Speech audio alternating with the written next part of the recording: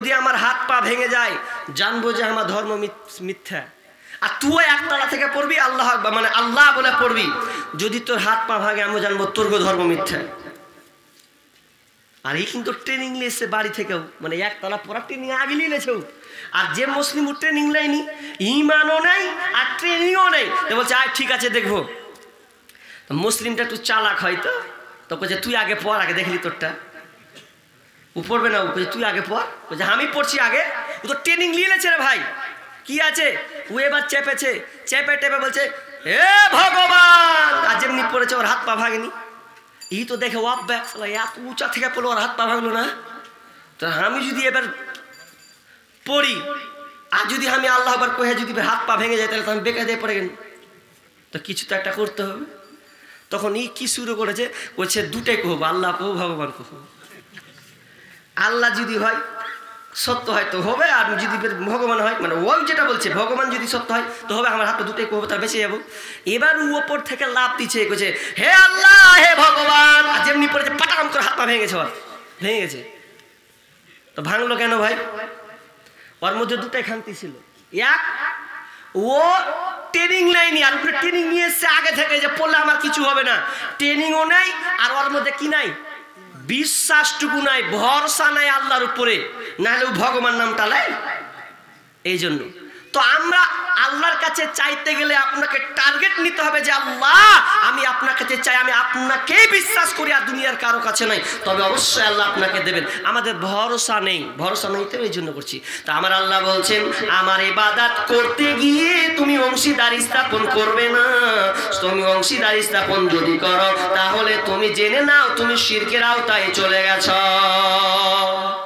আল্লাহর ক্ষমতার ব্যাপারে এতটুকু আপনার খান্তি চলবে না। হিন্দুরা যেমন সরস্বতীকে ডাকে, ওরাও কিন্তু আল্লাহকে মানে, ওরাও আল্লাহকে মানে, কিন্তু আল্লাহ বলে না, ভগবান বলে, ঈশ্বর বলে। ওরাও আল্লাহকে মানে, কিন্তু ওরা আকীদা কি জানেন, যে আল্লাহর কাছে সব শক্তি নাই, ওই কিছু কিছু শক্তি আর মূর্তিগুলাকে দেওয়া হয়েছে, সরস্বতীকে দেওয়া হয়েছে, আপনার কিনা দুর্গাকে দেওয়া হয়েছে, বাবা লোকনাথকে দেওয়া হয়েছে, কালীকে দেওয়া হয়েছে, আপনার কিনা শিবকে দেওয়া হয়েছে, সরস্বতীকে কি দেওয়া হয়েছে, ওর কাছে সমস্ত সম্পদের ভান্ডার ওর কাছে আছে। যদি সরস্বতীর কাছে চাওয়া যায় তো আমি হয়তো সম্পদ কিছু পাবো, যদি দুর্গার কাছে চাই তো দুর্গার কাছে সমস্ত শক্তি আছে, ওই শক্তি আমাদেরকে দেবে। আর যখন বাবা লোকনাথকে কেন ডাকে, তো বাবা লোকনাথ তার ব্যবসা বাণিজ্য বাড়িয়ে দেবে। এই জন্য দেখবেন অনেক দোকানদার বাবা লোকনাথের মূর্তি রেখে দেয়, কেন, তাহলে তোর ব্যবসাটা উন্নত হয়। অনেক হিন্দুরা দেখবেন তারা আবার কিনা কালীকে মানে, কেন মানে জানেন, যখন বিপদে বলা যায় কালী বাঁচা, এরকম করে না, কালী তার মানে ওর কাছে বিপদ থেকে বাঁচার জন্য কালী ব্যবহার করে।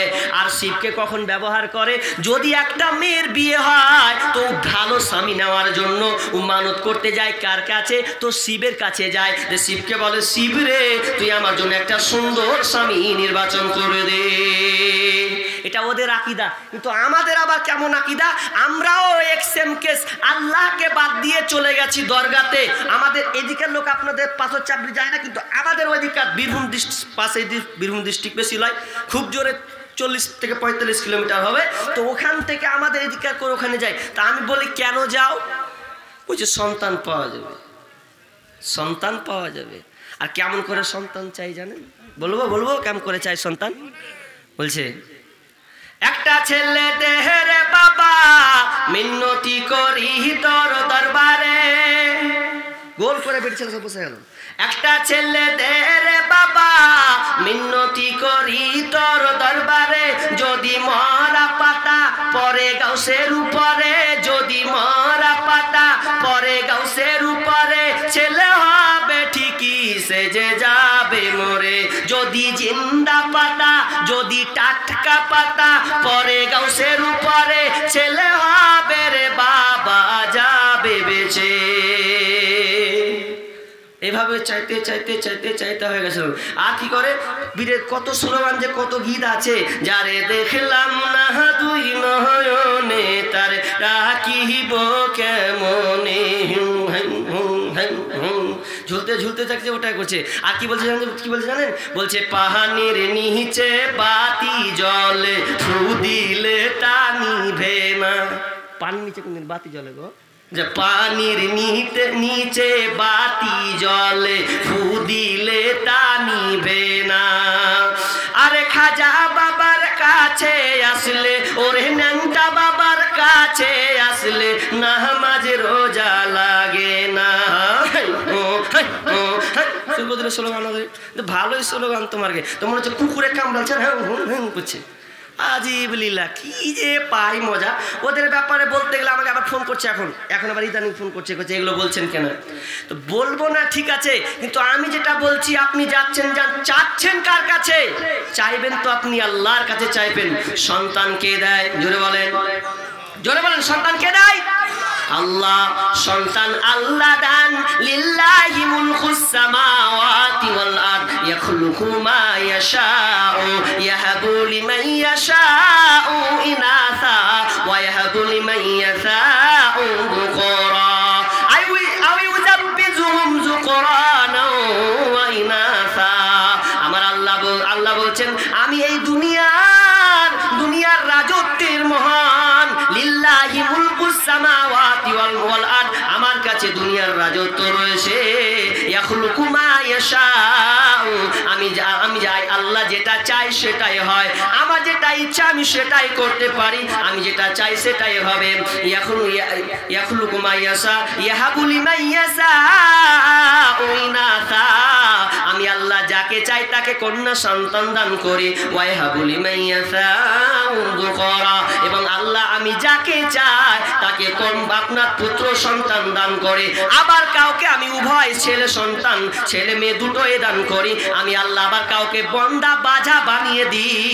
আমি আল্লাহ যতদিন পর্যন্ত কাউকে সন্তান যদি না দিই, তো দুনিয়ার কেউ তোমাকে সন্তান দিতে পারবে না। এক বাবা সন্তান দিবে, তো ওর কাজই হচ্ছে সন্তান দেওয়া। তো ওকে সার্চ করে দেখা গেল, গবেষণা করে দেখা গেল যে তুই সন্তান দিস কি করে। অথচ ওর পরিবারে একটা হয়েছে, ওর বেটাও নেই, ওর বেটিও নেই, আর পরকে সন্তান দিয়ে বাড়িছে।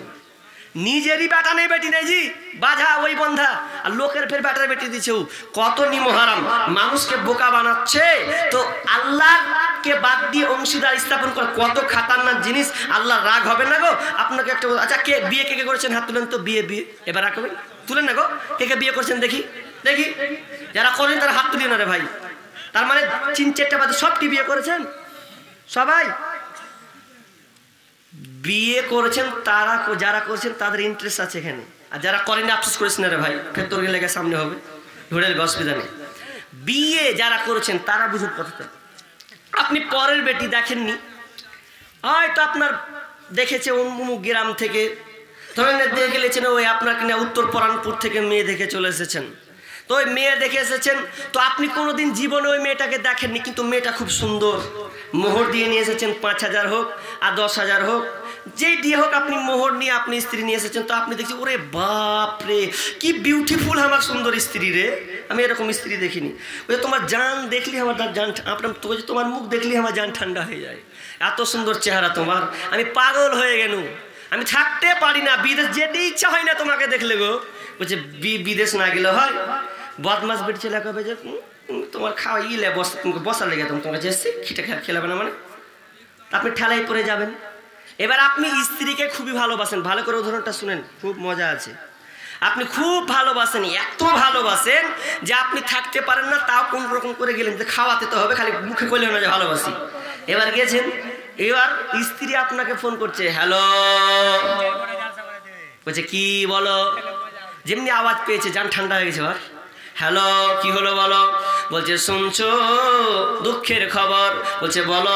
ওরে আমার সোনামণি, ওরে আমার প্রিয়তমা, ওরে আমার কলজা, মনে হয় দেখলে আমি আর থাকতে পারি না, তোমার কথা তুমি আমাকে বলো, কি বলছো বলো। তো বলছে শুনে নাও, আজকে গত রাত্রে আমার গলার হারটা চুরি হয়ে গেছে, পাওয়া যায় না। স্বামী বলছে ঠিক আছে, ও আমার প্রিয়তমা, ও আমার গিন্নি, ও আমার আদরি, শোনো শোনো, তোমার সোনার অলংকার হারিয়েছে, হারিয়ে যাক, আমি মাসে 30,000 কামাই 40,000 কামাই, এতে অসুবিধা নাই, যেদিন বাড়ি আসবো সেদিন তোমাকে গলার হারটা বানিয়ে দেব। এই গেল, ফের কিছুদিন পর ফের ফোন করে দিয়েছে, হ্যালো, বলছে বলো, বলছে শুনছো? হ্যাঁ শুনছি, বলো না কি বলছো?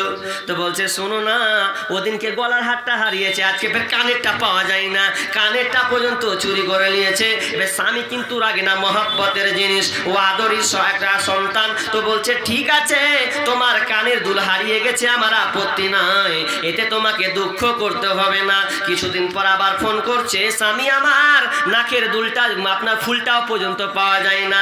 স্বামী কিন্তু রাখছে না, আর বলছে তুই আমার জান, তুই আমার প্রাণ, তুই আমার প্রিয়তমা, আমি যতই হারাবে হারা করে, এ নিয়ে তোমাকে চিন্তা করতে হবে না, বাড়ি যাব তোমাকে সব কিছু বানিয়ে দেব। এবার মন দিয়ে শোনেন, এবার 3 বেলা 3 রকম বলেছে।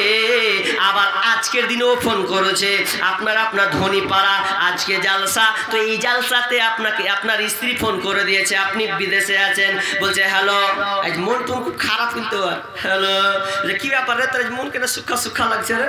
অন্যদিন তো কত সুন্দর করে কইতি, আর এই ফের মন টন খারাপ কেন রে? বল কি হয়েছে বল। বলছে কি বলবো, বলতে সো লজ্জা লাগছে। বল স্বামীকে ফের লজ্জা লাগে, বল কি হয়েছে? বলছে শুনছো, বলছে এমন একটা অঘটন কাজ করে ফেলেছি। তো বল কি কাজ করেছিস বল। বলছে স্বামী আমার আজকে আপনার ধনী পাড়াতে আপনার কিনা জালসা, এই জালসাতে তোমার পাশের বাড়ির বন্ধু আমাদের বাড়িতে এসেছিল, অর্থাৎ তোমার বাড়িতে এসেছিল, কিন্তু দুঃখের খবর আপনার বন্ধু কিন্তু বাড়ি যায় নাই, তোমার ওই চৌকিতে শুয়েছিল, আর আমিও দুজন মিলে শুয়েছিলাম এবং রাত কাটালাম। এবার বলেন স্বামী বলবে ঠিক আছে, বলবে ঠিক আছে? বলে ঠিক তো দূরের কথা, ও এখনই বলবে বাড়া ঘর থেকে বের হ। আরে এতদিন বলেছেন না আপনার প্রিয়তমা আমার আদরি বলে আপনি খুব ডেকেছেন, আপনি আপনাকে বলেছে গলা হারিয়ে গেছে, আপনি বলেছেন ঠিক আছে, কানে দুল হারিয়ে গেছে ঠিক আছে, নাকের ফুল হারিয়েছে ঠিক আছে, কিন্তু এখন তো নিবে না।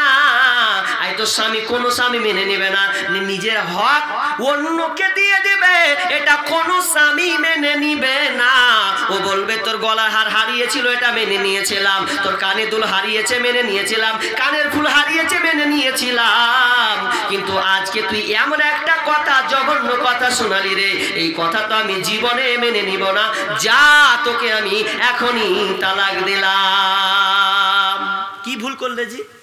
সামান্য একটা ভুল করেছে, একটা বন্ধুর সঙ্গে ও শুয়ে গেছে, একটা ভুল করার কারণে যদি আপনার সহ্যই না হয় যে তোকে তালাক, তুই এক মুহূর্ত থাকতে পাবি না। এবার বলেন যে আল্লাহ আপনাকে বানিয়েছেন, তৈরি করেছেন সুন্দর করে, ইনসান মানব রূপে আপনাকে তৈরি করেছেন।